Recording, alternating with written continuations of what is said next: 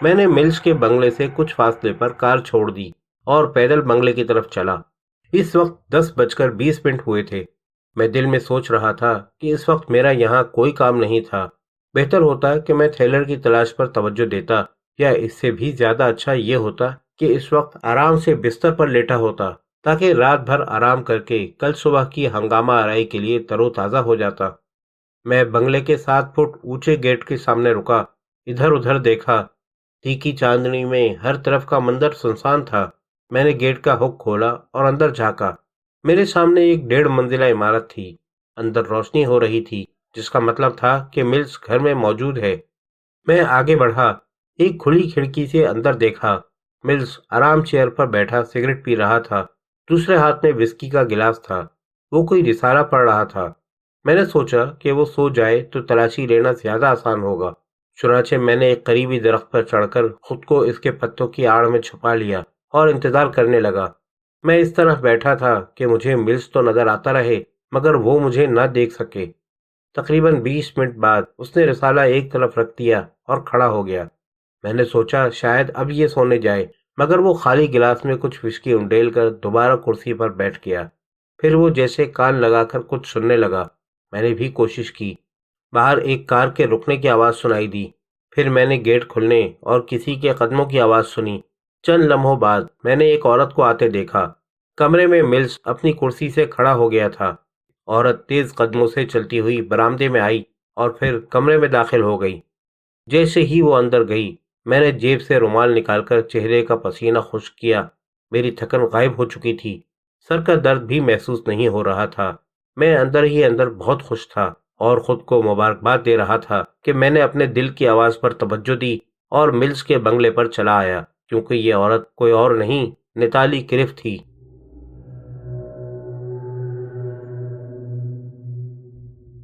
میں درختوں کے سائے میں کھڑا کوئی واقعہ پیش آنے کا منتظر تھا۔ مجھے پولا کی بات یاد آئی۔ اس نے بتایا تھا کہ 2 سال قبل ایک کار ایکسیڈنٹ پیش آیا تھا۔ کار میں کریف کی بیوی اور اس کی بیٹی نتالی کہیں جا رہی تھیں کہ حادثہ ہو گیا۔ اس حادثے میں کریف کی بیوی مر گئی اور نتالی اپاہج ہو گئی۔ اس کا علاج کرایا گیا۔ ملک کے ہر قابل ذکر ڈاکٹر نے اس کا معائنہ کیا، علاج کیا، مگر نتالی کو کوئی فائدہ نہیں ہوا۔ کریف کی تمام دولت بھی نتالی کو اس کے قدموں پر کھڑا نہیں کر سکی، مگر ایسا معلوم ہوتا تھا کہ میڈیکل سائنس ایک کراماتی ڈاکٹر سیزر ملز کے وجود سے ناواقف تھی۔ جو کام ملک کے نام پر معالج انجام نہیں دے سکے، وہ ملز نے کر دکھایا۔ اس وقت نتالی اپنے قدموں پر چلتی ہوئی اس سے ملنے آئی تھی۔ یہ معجزہ نہیں تو اور کیا تھا؟ میں نے سنا ملز اپنی کرخت آواز میں کہہ رہا تھا، تم نے یہ نہیں کہا تھا کہ تم یہاں آ رہی ہو؟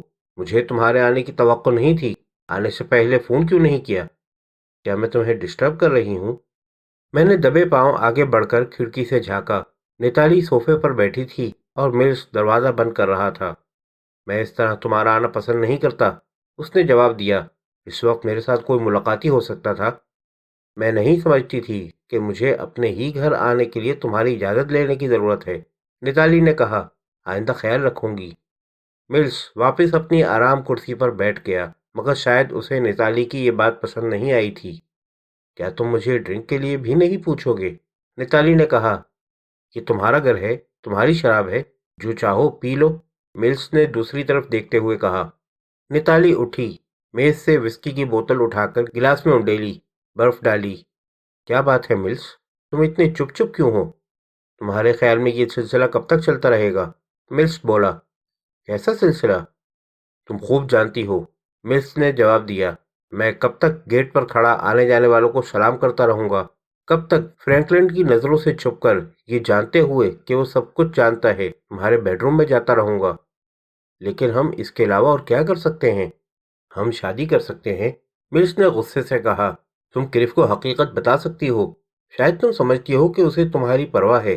ممکن ہے اس وقت ہو جب تمہارا حادثہ ہوا تھا، مگر اب نہیں ہے۔ 2 سال کی طویل بیماری سے ہر شخص عاجز آ جاتا ہے، حالات کا عادی بن جاتا ہے۔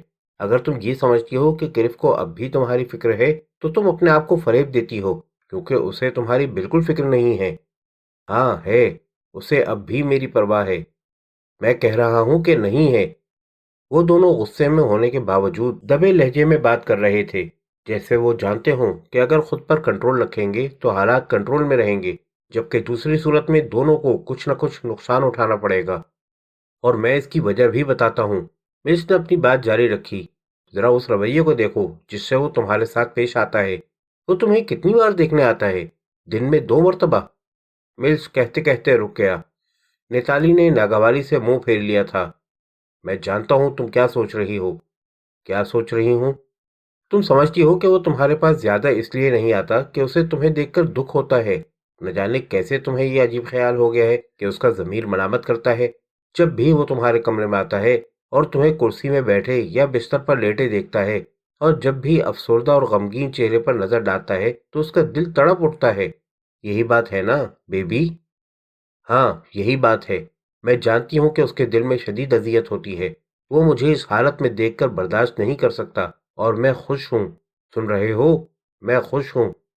وقت آ گیا ہے کہ اپنے آپ کو فریب دینا بند کر دو، حقیقت کا سامنا کرو۔ تمہاری اس جال سازی کا تاثر اسی وقت ختم ہو گیا تھا جب اس نے اس عورت سے شادی کی تھی۔ بس کرو، میں اس موضوع پر کوئی بات کرنا نہیں چاہتی، اور مجھے بیوی مت کہو، یہ غیر اخلاقی اور نفرت انگیز معلوم ہوتا ہے۔ اگر ہم اس موقع پر بات نہیں کریں گے تو آئندہ کبھی ہمارے درمیان کسی اور موضوع پر بھی بات نہیں ہوگی۔ ملز نے سگریٹ سلگاتے ہوئے جواب دیا۔ آگے تمہاری مرضی۔ کیا مطلب ہے تمہارا؟ مطلب بالکل صاف ہے۔ میں کل اپنی گارڈ کی یونیفارم کو خدا حافظ کہہ رہا ہوں۔ میں دن میں تمہارے گیٹ کے سامنے کھڑے کھڑے اور رات کو تمہارے بیڈ روم میں چھپ چھپ کر آتے آتے تنگ آ چکا ہوں۔ یہ ہے میرا مطلب۔ نیتالی نے دفعتاً ایک ہلکا قہقہا لگایا۔ اور تم یہ سارے ٹھاٹ باٹ چھوڑ دو گے؟ اس نے مسکراتے ہوئے پوچھا۔ اگر تمہارا اشارہ اس بنگلے اور اس کے آرام و آسائش کی طرف ہے، ملز نے جواب دیا، تو پہلی مرتبہ تمہارا خیال درست ہے۔ اگر تم نے مجھ سے شادی نہیں کی تو میں سب کچھ چھوڑ کر چلا جاؤں گا۔ جب تک میرا باپ زندہ ہے میں تم سے شادی نہیں کر سکتی، اور جب تک وہ مرے گا کیا تمہارے خیال میں تم اتنی جوان اور خوبصورت رہ جاؤ گی کہ کوئی تم سے شادی کرے؟ آخر ہم اس طرح کیوں نہیں رہ سکتے جس طرح اب رہ رہے ہیں؟ تمہارے پاس وہ سب کچھ ہے جس کی تمہیں خواہش ہو سکتی ہے۔ تم ہر طرح سے آزاد بھی ہو۔ میں تمہارے کسی معاملے میں مداخلت نہیں کرتی۔ ملز قدم بڑھا کر نیتالی کے قریب آیا اور اس کا بازو پکڑ کر بولا، میں تمہاری خوابگاہ کا ملازم رہتے رہتے تنگ آ گیا ہوں۔ نیتالی نے اس کے منہ پر ایک تھپڑ رسید کر دیا۔ دونوں چند لمحوں تک ایک دوسرے کو گھورتے رہے، پھر ملز دور ہٹ گیا اور نیتالی ایک دم صوفے پر بیٹھ گئی۔ مجھے افسوس ہے، اس نے کہا۔ تمہارے خیال میں مجھے کچھ پرواہ ہوگی؟ ملز نے طنزیہ لہجے میں کہا۔ جلد یا بدیر یہ تعلق انجام تک پہنچنا ہی تھا۔ میں اب تم پر لعنت بھیجتا ہوں۔ ایسی باتیں مت کرو، اس وقت تم غصے میں ہو۔ میں جا رہی ہوں، ہم اس پر کل بات کریں گے۔ تم کرتی رہنا، میں موجود نہیں ہوں گا۔ تم یہ سب کچھ چھوڑ کر پچھتاؤ گے۔ تم کس طرح اپنے آپ کو بہلاتی ہو بیوی؟ ملز کا لہجہ اور بھی تلخ ہو گیا۔ میں پچھتاؤں گا؟ کیا چھوڑ کر؟ یہ بنگلہ، تمہاری دولت، یا تمہارا جسم؟ دنیا میں یہ واحد بنگلہ نہیں ہے، اور نہ تم واحد لڑکی ہو جس کے پاس دولت اور جوانی ہے۔ مجھے کل تم سے زیادہ دولت مند، تم سے زیادہ حسین لڑکی مل جائے گی۔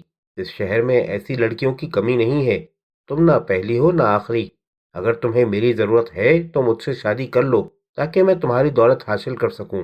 اور بیوی، تم سے شادی کرنے کی صرف یہی وجہ ہوگی۔ تم نے کہا کہ میں پہلی لڑکی نہیں ہوں۔ نیتالی کے چہرے پر ایک عجیب تاثر چھا گیا۔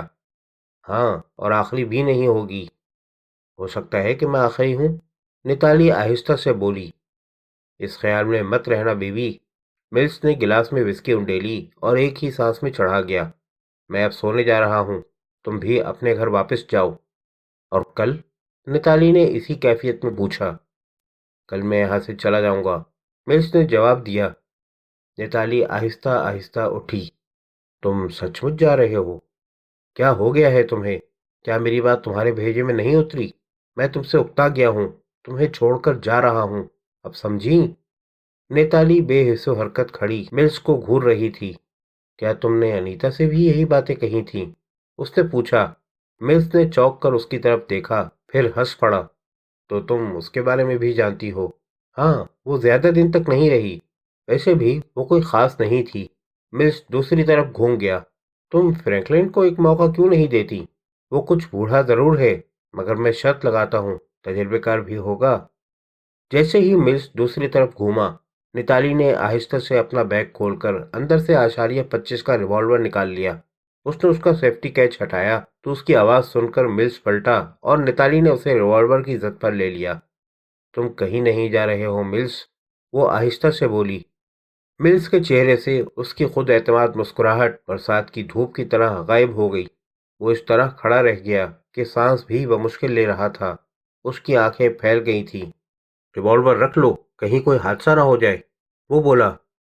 ایک حادثہ تو ہوتا ہے ملز، نتالی کھڑکی کی طرف پشت کیے پیچھے ہٹنے لگی۔ اپنی جگہ سے حرکت مت کرنا، میں یہ ریوالور استعمال کرنا جانتی ہوں اور میرا نشانہ بھی اچھا ہے۔ دیکھو بیبی، میں نے تم سے کہا تھا کہ مجھے اس نام سے مخاطب مت کرو، اپنی زبان بند رکھو، اب بولنے کی باری میری ہے۔ نتالی پیچھے ہٹتے ہٹتے کھڑکی سے آ لگی تھی اور اب بمشکل مجھ سے 3 فٹ کے فاصلے پر تھی۔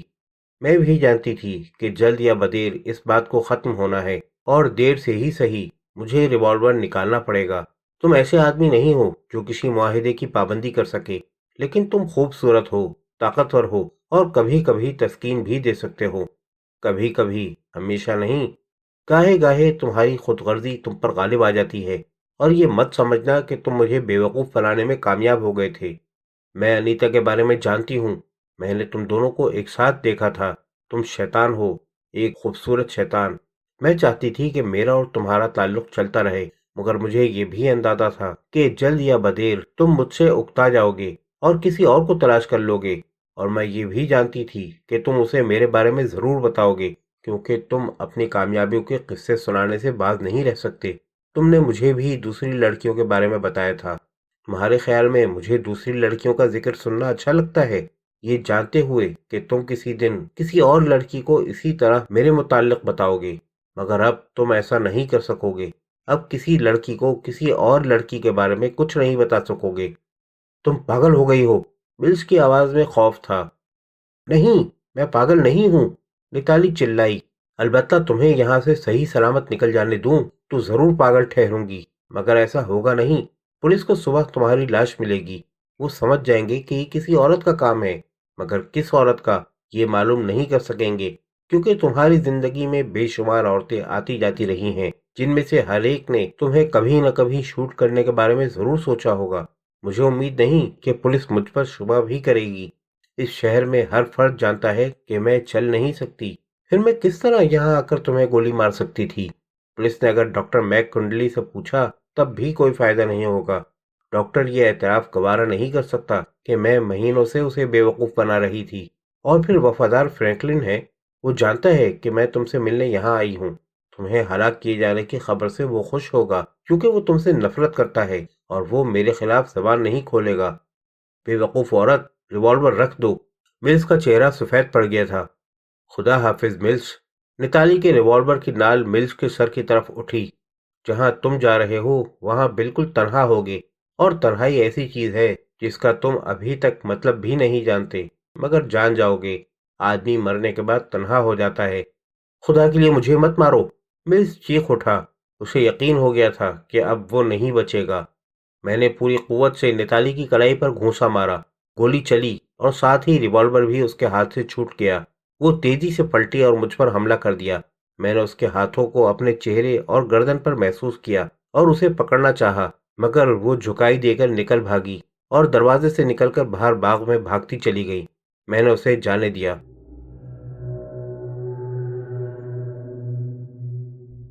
ہیلو مسٹر، ملز بولا، تو کبھی ایسا وقت بھی ہوتا ہے کہ تمہاری آمد مفید ہوتی ہے۔ وہ اس طرح کرسی پر گر گیا تھا جیسے اس میں مزید کھڑے ہونے کی سکت نہ ہو۔ وسکی کا ایک گلاس پیو گے؟ کم سے کم مجھے تو اس کی اشد ضرورت ہے۔ میں کھڑکی پھلانگ کر کمرے میں آ گیا تھا۔ نتالی کے ناخنوں نے میرے چہرے پر کھرونچے بنا دیے تھے، جن میں سے ایک میں سے خون چھلک آیا تھا۔ میں نے رومال سے خون صاف کیا اور اس صوفے پر بیٹھ گیا جس پر نتالی بیٹھی تھی۔ میرا خیال ہے تم اپنی موت سے اتنے قریب کبھی نہیں ہوئے ہوگے۔ سچ کہہ رہے ہو۔ ملز نے بوتل سے گلاس میں وسکی انڈیلنے کی کوشش کی، مگر ہاتھ کانپ رہا تھا۔ میں نے بوتل اس کے ہاتھ سے لے کر ایک گلاس خود لیا، دوسرا اسے دیا، مگر ملز کو ایک گلاس سے کوئی فرق نہیں پڑا۔ مجھے اسے 3 گلاس دینے پڑے۔ اس چڑیل نے مجھے سہما دیا تھا۔ اگر تم نہ آتے تو تم نے خود اپنی موت بلانے کا سامان کیا تھا۔ میں نے کہا، اگر مجھے تم سے کچھ پوچھنا نہ ہوتا تو میں اسے گولی مارنے دیتا۔ میں بہرحال تمہارا احسان مند ہوں، ملس نے کہا۔ وہ پاگل ہو گئی تھی، ٹھیک اسی طرح جس طرح ایک زہریلا سانپ اتفاق سے ٹھوکر کھا کر غضبناک بن جائے، اور اتنی ہی خطرناک بھی۔ تم نے سنا وہ کیا کہہ رہی تھی؟ مرنے کے بعد تنہا رہ جانے والی بات۔ کوئی کسی کو گولی مارتے وقت ایسی بات کہتا ہے سوائے ایک پاگل کے؟ میں نے ایک سگریٹ خود سلگایا، ایک ملس کو دیا۔ میں اسے جانتا ہوں۔ وہ پھر بولا، اب میں یہاں بالکل نہیں ٹھہروں گا۔ اس سے تو یہ بھی بعید نہیں کہ گھر جا کر دوسرا ریوالور لے اور پھر آ جائے، مگر اب میں کوئی خطرہ مول لینے کو تیار نہیں۔ گھبراؤ مت، اب وہ واپس نہیں آئے گی، میں نے کہا۔ ملز کچھ دیر خاموشی سے سگریٹ کے کش لگاتا رہا اور وسکی پیتا رہا۔ تم یہاں کیوں آئے تھے؟ آخر اس نے پوچھا۔ نہ بتانا چاہو تو مت بتانا، مجھے بہرحال خوشی ہے کہ تم وقت پر آ گئے، ورنہ اب تک تو میری لاش بھی ٹھنڈی ہو چکی ہوتی۔ میں تم سے یہاں بات کرنے آیا تھا، میں نے جواب دیا۔ تم ایک مسئلہ حل کرنے میں میری مدد کر سکتے ہو۔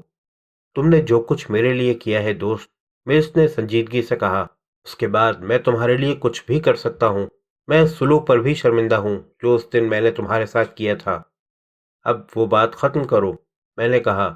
مگر میں تو سمجھا تھا کہ نتالی چل نہیں سکتی، یہ سب کیا چکر ہے؟ وہ اپنے باپ سے انتقام لے رہی ہے، اس نے کہا۔ میں نے کہا نا کہ وہ پاگل ہو چکی ہے۔ گرفت نے اس سے ایسا کیا سلوک کیا تھا جس کا وہ بدلہ لینا چاہتی تھی؟ میں نے پوچھا۔ بات لمبی ہے، لیکن تم جاننا چاہتے ہو تو مختصر طور پر بتاتا ہوں، ملز نے جواب دیا۔ نتالی کو اپنی ماں سے بہت محبت تھی، مگر کرف سے کوئی خاص لگاؤ نہیں تھا، جبکہ کرف اس سے شدید محبت کرتا ہے۔ وہ اس کے لیے کچھ بھی کر سکتا تھا، اور جتنی محبت وہ اپنی ماں سے کرتی تھی اس پر جلتا تھا۔ وہ تینوں کار سے سفر کر رہے تھے، کرف کار ڈرائیو کر رہا تھا۔ وہ راستے میں لنچ کے لیے رکے اور کرف نے بے تحاشا شراب پی لی۔ پھر جب وہ ہوٹل سے چلے تو اس نے نتالی یا اس کی ماں کو کار چلانے کا موقع دینے کے بجائے خود ڈرائیو کرنے پر اصرار کیا۔ نتیجتاً ایک ٹرک سے ٹکر ہو گئی۔ حادثہ بہت سنگین تھا، ٹرک ڈرائیور مر گیا۔ نتالی کار سے باہر نکل کر جا گری اور اس کی ماں کا گلا ونڈ شیلڈ کے ایک ٹکڑے سے کٹ گیا۔ میرا خیال ہے کہ نتالی اس حادثے سے پاگل ہو گئی، اگرچہ بظاہر ایسا معلوم نہیں ہوتا تھا۔ کرف خود بھی نتالی کو زخمی دیکھ کر بے چین ہو گیا۔ نتالی نے اس کی جذباتی کیفیت محسوس کر لی۔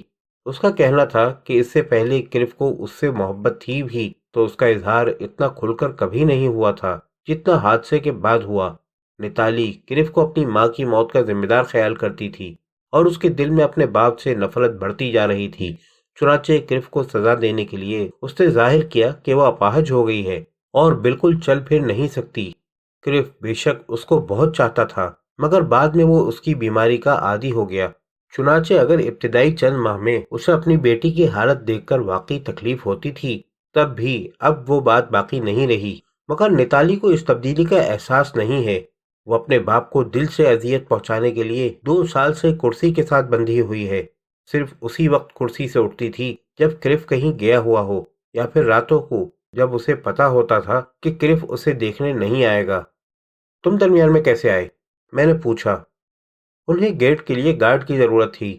میں اس وقت کچھ تنگ دست تھا، اس لیے میں نے ملازمت کر لی۔ 2-3 دن بعد نتالی نے اپنی لگاوٹ کا اظہار شروع کر دیا۔ وہ اکیلے رہتے رہتے بیزار ہو گئی تھی۔ تمہیں سوٹ کیس کے بارے میں کچھ معلوم ہے جس میں چوری کی ہوئی متفرق چیزیں رکھی تھیں اور وہ انیتا کی الماری میں پایا گیا تھا؟ یہ نتالی کا آئیڈیا تھا، مس نے جواب دیا، اور وہ چیزیں میں نے فراہم کی تھیں۔ الماری میں سوٹ کیس نتالی نے چھپایا تھا۔ اس کا خیال تھا کہ اس طرح کرف اور انیتا کا ہنی مون غارت ہو جائے گا، اور وہ ہو گیا۔ نتالی کا دماغ ایسی ترکیبیں خوب سوچتا تھا۔ اچھا، گیل بالز کے بارے میں کیا جانتے ہو؟ میں نے سوال کیا۔ ملز نے حیرت سے مجھے دیکھا۔ تم ہر جگہ بو سونگھتے پھرتے ہو دوست، وہ بولا۔ گیل کے متعلق تم کیا جانتے ہو؟ میں تم سے پوچھ رہا ہوں، تم اسے جانتے تھے یا نہیں؟ ہاں، جانتا تھا۔ وہ 4 ماہ قبل یہاں آئی تھی، باکسنگ کی دیوانی تھی۔